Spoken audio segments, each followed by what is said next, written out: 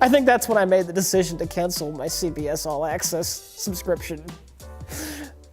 Michael Burnham was having a sword fight, and I'm like, why am I here? I'm sorry, Rich. I'm sorry. I too am torn between two worlds. I don't know what to do. I just don't know what to do. Mike, we'll do what old men do. We'll just rewatch our old stuff and complain about them kids and their new thing. And then just die. And then we'll just die. That's fair. That's fair. That's the plan, then. See you next time.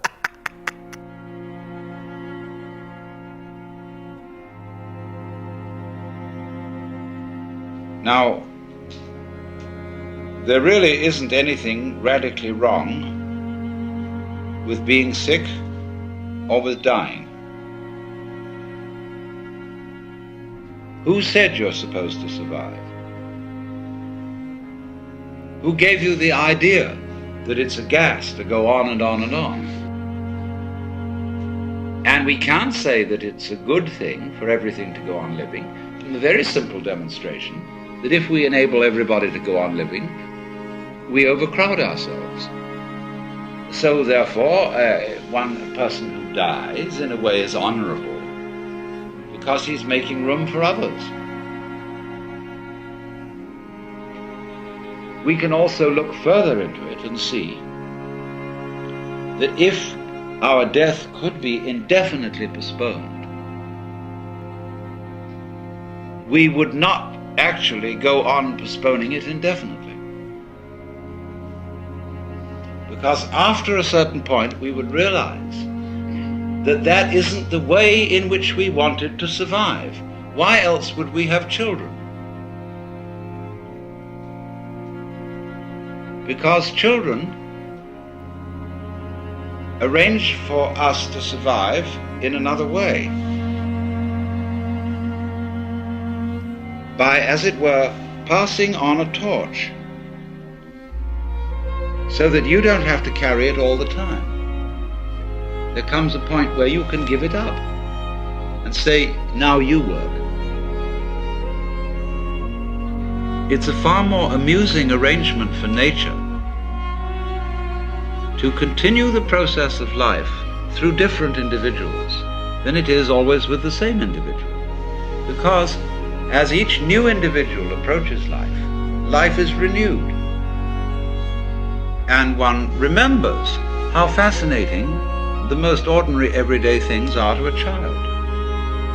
Because they see them all as marvelous, because they see them all in a way that is not related to survival and profit. When we get to thinking of everything in terms of survival and profit value, as we do, then the shapes of scratches on the floor cease to have magic.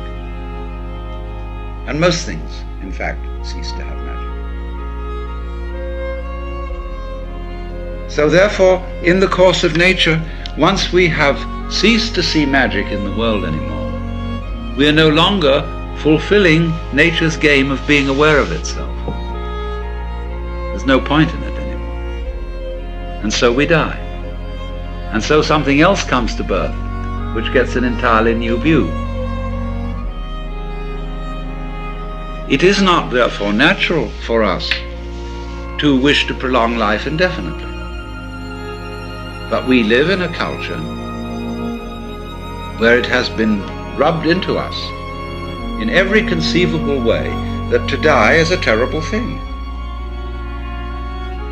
And that is a tremendous disease from which our culture in particular suffers.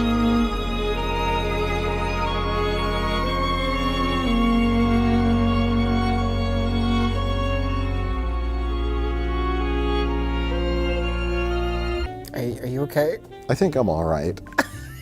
everyone, and all.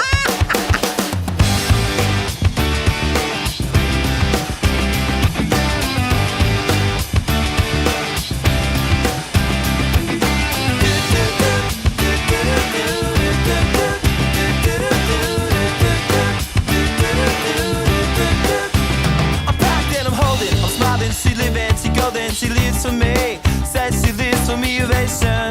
Well, motivation, C comes round and C goes down on me. And I'll make you smile like a drug for you. Do ever what you wanna do, coming over you. Keep on smiling.